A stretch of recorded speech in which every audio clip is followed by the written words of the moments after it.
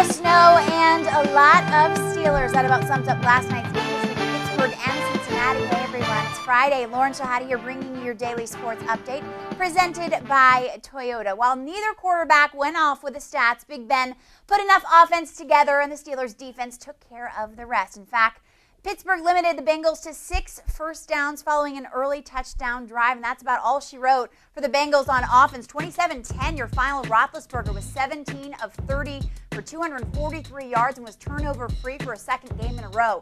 Ryan Fitzpatrick for Cincinnati, not as solid with those numbers. He finished 20 of 37 for 168 yards. A big factor was the absence of Chad Ochocinco. It allowed the Steelers to double up on Hoosh, who is coming off 8 consecutive games with 6 or more catches, but found little open space downfield and ended with 4 catches for 20 yards. Let's take a look around the league now. Cleveland quarterback Brady Quinn broke his finger during the first half of Monday night's game against Buffalo. Quinn's going to try and stick it out. He says he will attempt to play Sunday when the Browns host Houston. Felix Jones will have surgery to repair a torn ligament, which means he will not return this season. Returning to practice, however, Brandon Jacobs, Aaron Ross. That's good news for the Giants. However, Plaxico Burress sat out Thursday with that nagging hamstring injury. Football on Thursday, a lot of trends.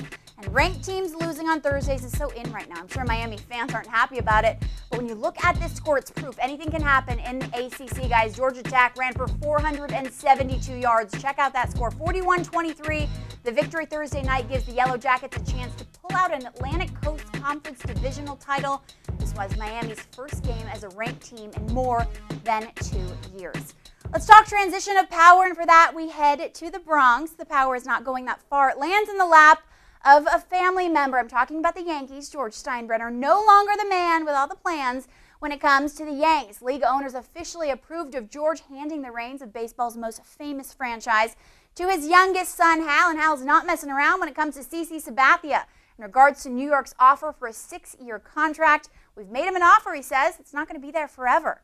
Chase Utley hopes he will be there, and by there I mean Philadelphia, for the start of the 2009 season. The 3-time All-Star who anchored the middle of the lineup for the World Series champion Philadelphia Phillies will have surgery next week to repair any bone or cartilage damage he may have in that right hip.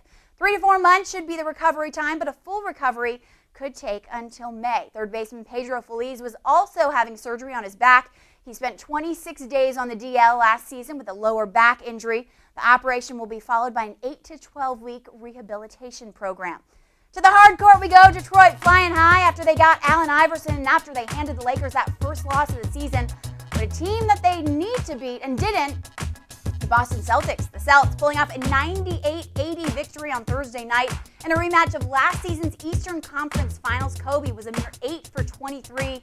The Lakers are deep. They prove it. They get past Phoenix 105-92. A nice win, and Michigan had a very nice win last night over 4th-ranked UCLA. Deshaun Sims dropping 18, Manny Harris adding 15 for the Wolverines, and a 55-52 upset of the Bruins. Michigan owes a lot of their success to that defense for pulling off its first win over a top 5 team in 11 years. The Wolverines' last victory over a top 5 team came in 1997 against number 1 Duke. That wasn't the only upset last night. Number 19 Southern Cal also fell 63-61 to Seton Hall in Puerto Rico. Well, that is your daily sports update for Friday, November 21st. Enjoy your weekend. I'll see you next time.